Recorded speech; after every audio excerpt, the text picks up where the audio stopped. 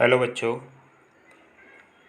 आज हम बात करने वाले हैं अपने 10th के साइंस चैप्टर रासायनिक अभिक्रिया एवं उत्प्रेरक के अंदर आज हमारा टॉपिक जो है वो है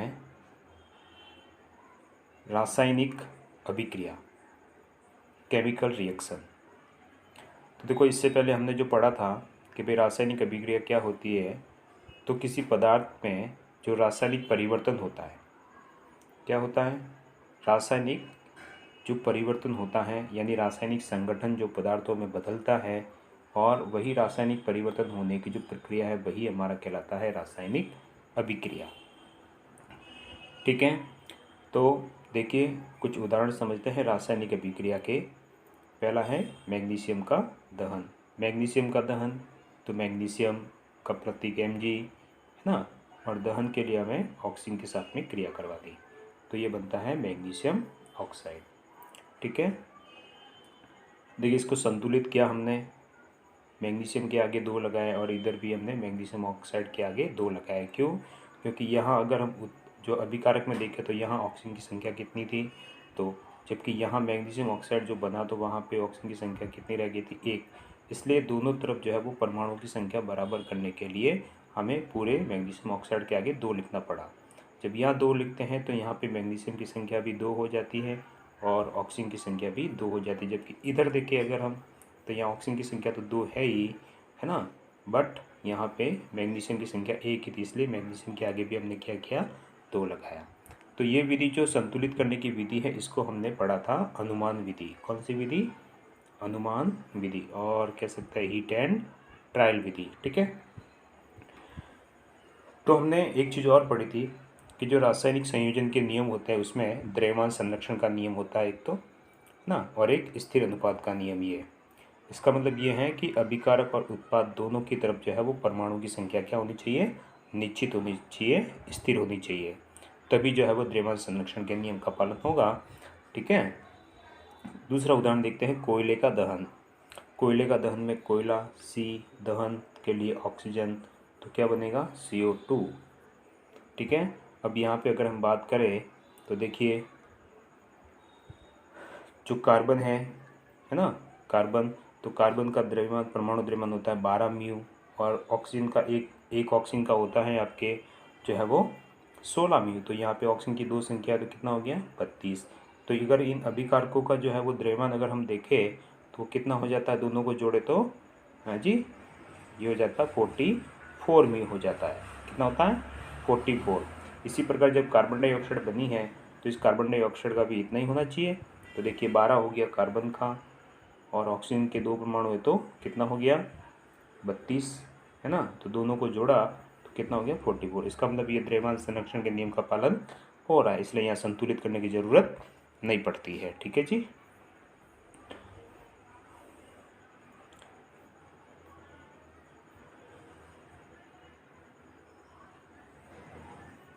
आगे देखिए। अब हम बात करते हैं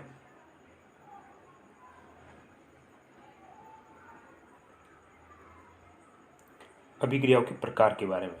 ठीक है, तो देखिए अभिक्रियाओं के प्रकार क्या हैं, तो यहाँ हम बात करेंगे अभिक्रिया के वेग और प्रकृति के आधार पर अभिक्रियाओं के जो है वो प्रकार पढ़ेंगे। तो देखिए यहाँ पे कौन कौन से हम अभिक्रियाओं के प्रकार पढ़ेंगे वो ज़रा मैं आपको बता देता हूँ। अभी बात करेंगे वो, सबसे पहले हम पढ़ेंगे संयुग्मन, दूसरी पढ़ेंगे विस्थापन, तीसरी पढ़ेंगे द्विविस्थापन, और चौथी पढ़ेंगे अपघटनी। ठीक है, अभी हम ये 4 प्रकार की अभिक्रिया यहाँ पे पढ़ने वाले हैं, और भी है आगे देखिए। तो अभिक्रिया के वेग तथा प्रकृति के आधार पर हम बात करें तो सबसे पहले देखिए अभिक्रिया में जो है वो बात करें संयुग्मन अभिक्रिया। कौन सी अभिक्रिया, संयुग्मन। देखिए संयुग्मन अभिक्रिया को एक और नाम दिया गया है, संयुग्मन को एक और नाम दिया गया है, या देखिए योगशील। कौन सी, योगशील, या इस अभिक्रिया को यहाँ पे योगात्मक अभिक्रिया भी कहते हैं। देखिए योगशील या योगात्मक का मतलब क्या होता है, यानी जब दो या दो से अधिक परमाणु या अभिकारक आपस में क्या होते हैं, जुड़ते हैं, यानी जुड़ना, और जुड़कर क्या बनाता है, एक उत्पाद बनाता है। केवल कितना उत्पाद, एक उत्पाद। ठीक है, तो ये अभिक्रिया कहलाती है संयुग्मन अभिक्रिया। तो परिभाषा देखिए जरा, क्या कहते हैं कि दो या दो से अधिक अभिकारक मतलब पदार्थ मिलकर क्या बनाता है, एकल उत्पाद बनाता है, यानी सिंगल प्रोडक्ट बनता है, उत्पाद केवल एक ही होता है। तो इस अभिक्रिया को जो है वो संयुग्मन कहते हैं, और इसमें नए बंधों का निर्माण होता है। इसे योगशील या योगात्मक अभिक्रिया भी कह सकते हैं, एडिशन है ना, यानी जुड़ना। ठीक है, देखो तो इसके उदाहरण क्या हैं। देखिए कोयले का दहन, बार बार पढ़ रहे हम, इम्पोर्टेंट अभिक्रिया है और पूछते हैं, 1 नंबर का प्रश्न आता है, कोयले का दहन का समीकरण लिखिए। तो देखिए कोयले में क्या, सी है ना, सी, और दहन के लिए हमको पता ही है ऑक्सीजन गैस के साथ अभिक्रिया, तो बन जाता है CO2।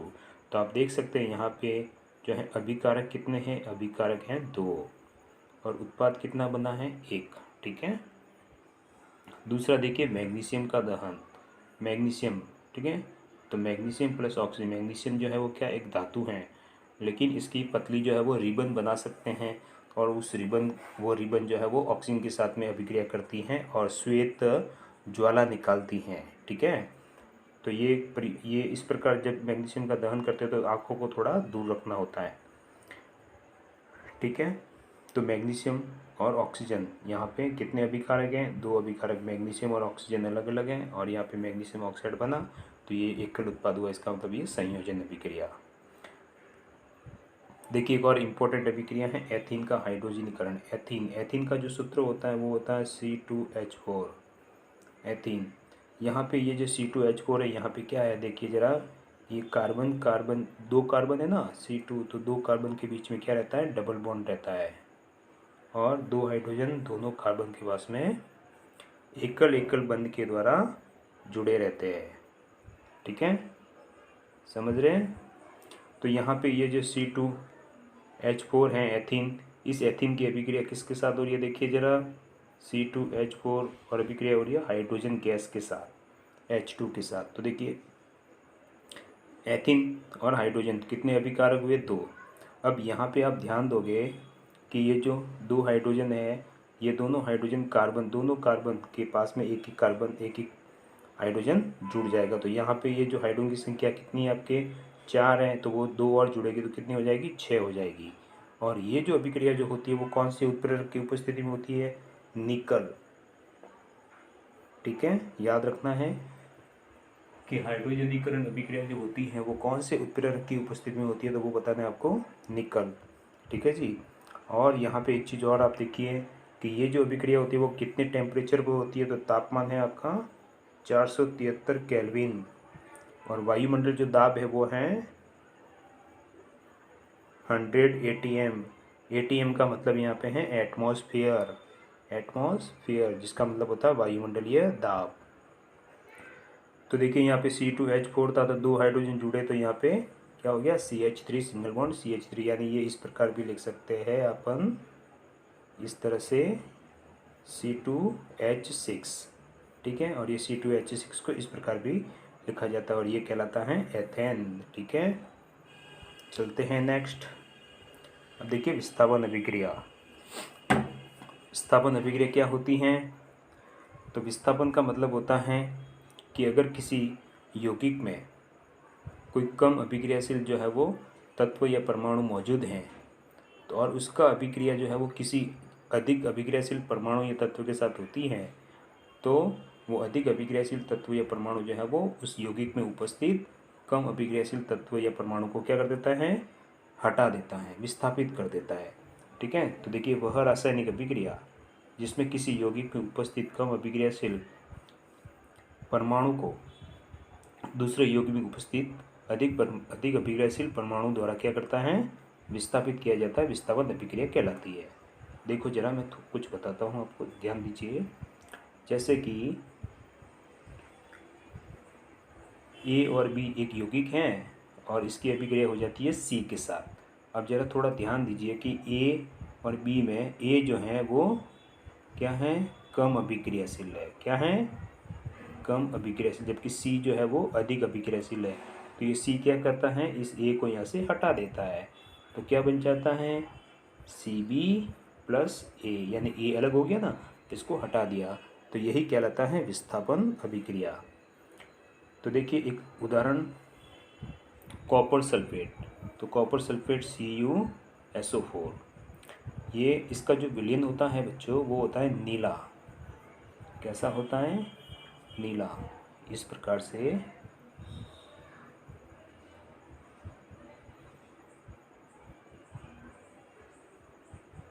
से ये नीला रंग होता है। ठीक है। अब इस कॉपर सल्फेट को जो है, इसका विलयन जो है, इस विलयन में हम क्या करते हैं, जिंक का टुकड़ा डाल देते हैं। अब क्या होता है कि ये जो जिंक है, जस्ता, ये क्या है, इस कॉपर से अधिक अभिक्रियाशील है। तो ये इस कॉपर को यहाँ से हटा देता है और उसकी जगह जिंक जुड़ जाता है। तो क्या बन जाता है, ZnSO4 प्लस Cu। अब जो ये कॉपर सल्फेट का जो गहरा रंग था, है ना, वो गहरा रंग कैसा हो जाता है, हल्का नीला हो जाता है। कैसा हो जाता है, हल्का। ठीक है। तो देखिए ये हमने एक फ्लास्क लिया है और इस फ्लास्क के अंदर हमने क्या किया है, इस फ्लास्क के अंदर हमने कॉपर सल्फेट का विलयन रखा है CuSO4 और इसमें हमने डाल दिया है ये जिंक का टुकड़ा। तो ये कैसा रंग है इसमें भरा हुआ, ये एकदम गहरा नीला है। तो ये जिंक जो है वो क्या करता है, कॉपर सल्फेट को यहाँ से विस्थापित करता है और ZnSO4 बन जाता है, जिससे विलयन का रंग हल्का नीला हो जाता है। अब देखिए एक चीज़ आती है सक्रियता श्रेणी ना। सक्रियता श्रेणी क्या होती है, रिएक्टिविटी सीरीज, है ना। तो सक्रियता श्रेणी का मतलब ये होता है कि तत्व जो होते हैं उन तत्वों को उनके क्रियाशीलता के घटते क्रम में रखते हैं। मतलब जैसे हम संख्याओं को घटते क्रम में रखते हैं ना, जैसे 1 से 10 तक की संख्या है और उस 10 तक की संख्याओं को हमको क्या करना है, घटते क्रम में रखना है। तो सबसे पहले हम क्या लिखेंगे, 10, फिर 9, फिर 8, इस प्रकार से लिखकर हम कहाँ जाएंगे, 1 तक। तो ये कैसा क्रम होता है, घटता क्रम। ठीक इसी प्रकार से जो तत्व होते हैं उन तत्वों को भी उनकी क्रियाशीलता के आधार पर अवरोही क्रम में रखा जाता है और रखने पर जो श्रेणी बनती है उस श्रेणी को ही कहते हैं सक्रियता श्रेणी। तो यहाँ पे आप जरा ध्यान दीजिए कि सक्रियता श्रेणी कौन कौन सी है। देखिए तो यहाँ पे सबसे पहले हमने क्या लिखा है, पोटेशियम। क्या लिखा है, पोटेशियम। फिर क्या, सोडियम, फिर calcium, magnesium, aluminium, zinc, ferrum, plumbus, यानी प्लम्बस का मतलब यहाँ पे आपको बताना है लेड कहते हैं, ठीक है, इसको प्लम्बस। फिर क्या है, हाइड्रोजन, ठीक है। फिर क्या, कॉपर, तांबा, ये Hg यानी मरकरी, इसको पारा भी कहते हैं, Ag यानी सिल्वर, चांदी, और Au यानी सोना, ठीक है। तो देखिए सबसे अधिक अभिक्रियाशील कौन आपको नज़र आ रहा है, सबसे पहले कौन लिखा हुआ है, पोटेशियम। फिर क्या, सोडियम। तो ये सक्रियता श्रेणी में ऊपर आते हैं, जबकि सोना है, चांदी है, पारा है, ये सब सक्रियता श्रेणी में क्या आते हैं, नीचे आते हैं। तो अभी हमने एक उदाहरण दिया है, हमने पढ़ा कॉपर सल्फेट वाला ना। देखिए ये कॉपर और ये जिंक। तो आप देखिए कि कॉपर कहाँ है और जिंक कहाँ है। ये देखिए कॉपर यहाँ पे है और जिंक कहाँ है, ये। तो अधिक अभिक्रियाशील कौन है, अधिक अभिक्रियाशील, जिंक है। और कॉपर क्या है, कम अभिक्रियाशील, इसलिए ये ज़्यादा अभिक्रिया करेगा, इसलिए वो कॉपर को यहाँ से हटा देता है, ठीक है। ध्यान देना है, सबसे ऊपर कौन है, पोटेशियम, फिर सोडियम है, सबसे कम कौन है, सोना, चांदी।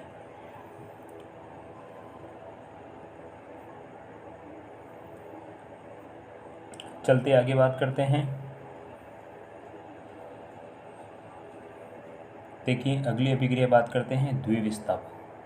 एक तो हमने बात की थी विस्थापन की, अभी बात करते हैं द्विविस्थापन। तो द्विविस्थापन में क्या होता है कि जब दो यौगिक आपस में अभिक्रिया करते हैं, है ना, तो दोनों यौगिक आपस में अभिक्रिया जब करते हैं तो दोनों यौगिकों में जो है वो एक दूसरे यौगिक में जो कम अभिक्रियाशील वाले तत्व होते हैं उसमें दूसरे यौगिक में उपस्थित अधिक अभिक्रियाशील वाला तत्व जो है उसको हटा देता है। ठीक इस प्रकार देखिए जरा, जैसे A और B, ये एक यौगिक है और दूसरा है B और C, ठीक है।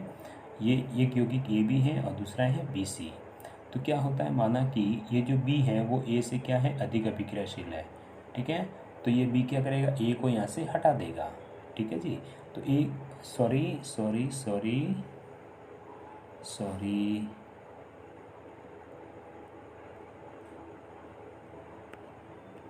देखिए एक यौगिक है आपका ए बी और दूसरा है आपका सी डी, ठीक है। तो यहाँ पे ध्यान देना है कि इस प्रकार जब यौगिक होते हैं तो उनके ऊपर आयन होता है, यानी इस तरफ वाला जो भाग होता है वो उस पर प्लस रहता है और इधर वाला रहता है माइनस रहता है, यानी पहले धातु रहता है फिर अधातु रहता है, ठीक है। इधर भी यही रहेगा प्लस और ये माइनस। तो यहाँ पे हमको देखना है कि ये जो सी है, माना ये सी जो है वो ए से क्या है, अधिक अभिक्रियाशील है, या फिर ए जो है वो सी से अधिक अभिक्रियाशील है, तो ये एक दूसरे को प्रतिस्थापित करते, तो क्या बन जाएगा, आप देखिए सी बी प्लस क्या बन जाएगा ए डी, है ना। तो देखिए ये दोनों ने आपस में क्या किया है, एक दूसरे को प्रतिस्थापित कर दिया है।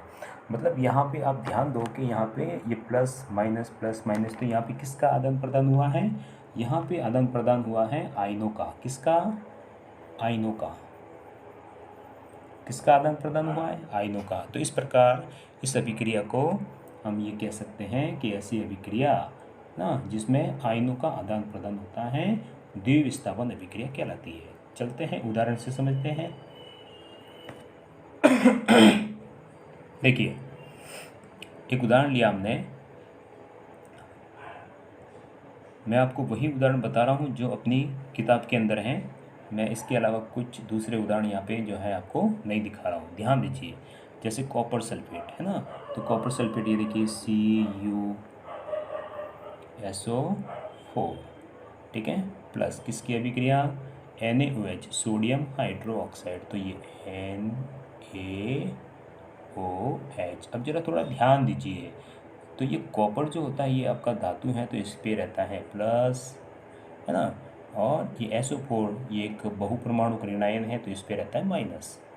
इसी प्रकार Na जो है तो Na पे रहता है प्लस और OH पे रहता है माइनस। देखिए अभी हमने सक्रियता श्रेणी की बात की थी, तो सक्रियता श्रेणी में सोडियम जो है वो पोटेशियम के बाद आता है, यानी ये पहले आता है ना, तो ये अधिक अभिक्रियाशील, जबकि कॉपर आपने देखा था कि वो काफ़ी नीचे आता है। इसका मतलब आप समझ गए होंगे सोडियम अधिक अभिक्रियाशील है किससे, कॉपर से, तो वो कॉपर को यहाँ से क्या करेगा, हटा देगा। तो हटाएगा तो क्या बन जाएगा, देखिए यहाँ से आपका हट गया कॉपर, किसने हटाया, सोडियम ने, तो क्या बना, देखिए सोडियम इधर आएगा तो क्या बन गया आपका,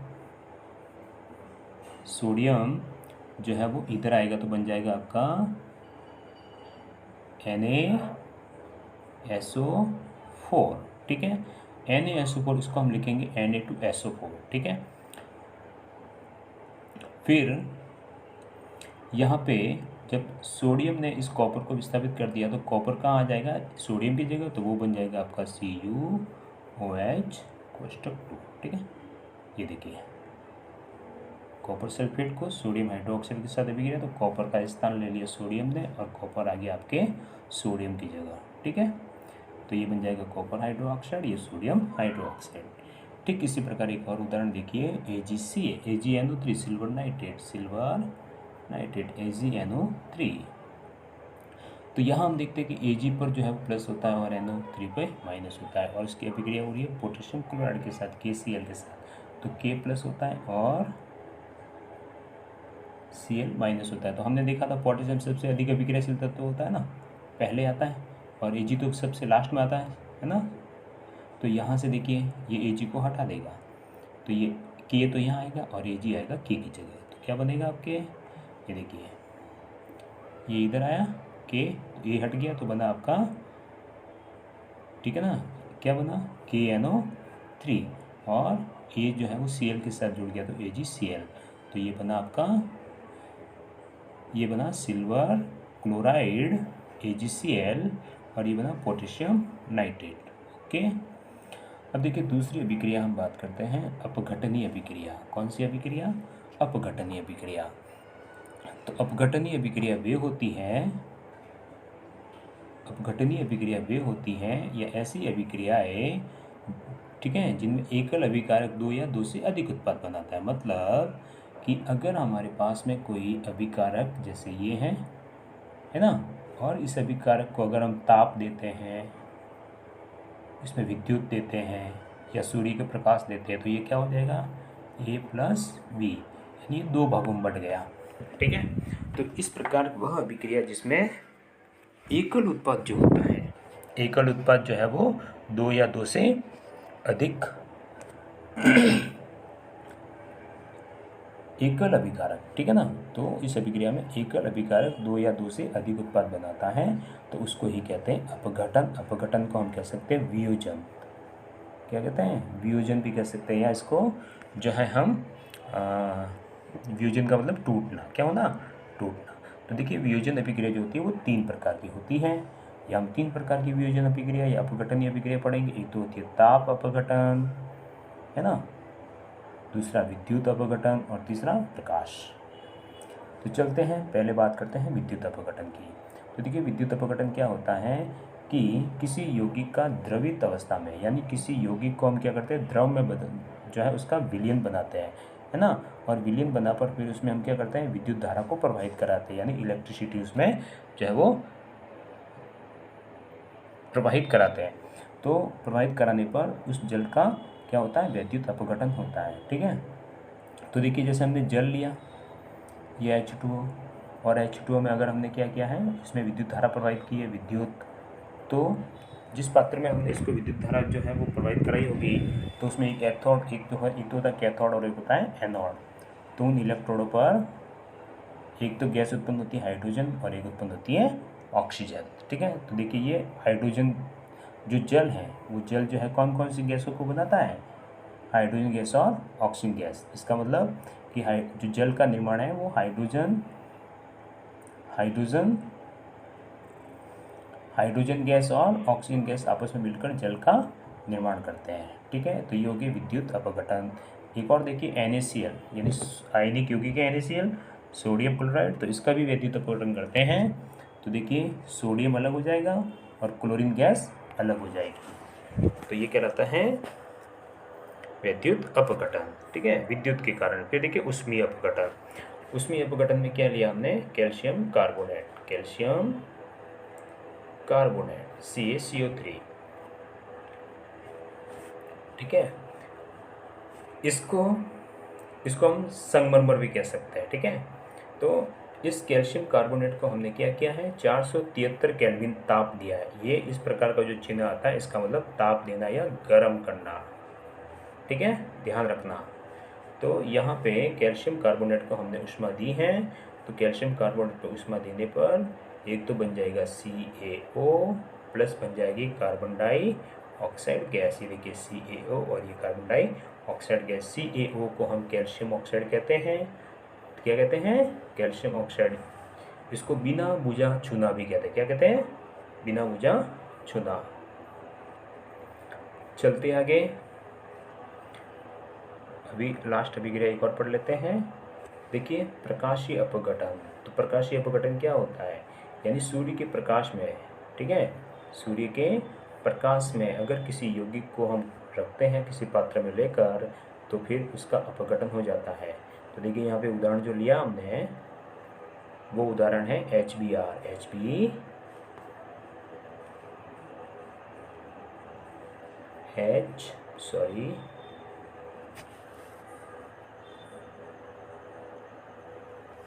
देखिए HBr का मतलब होता है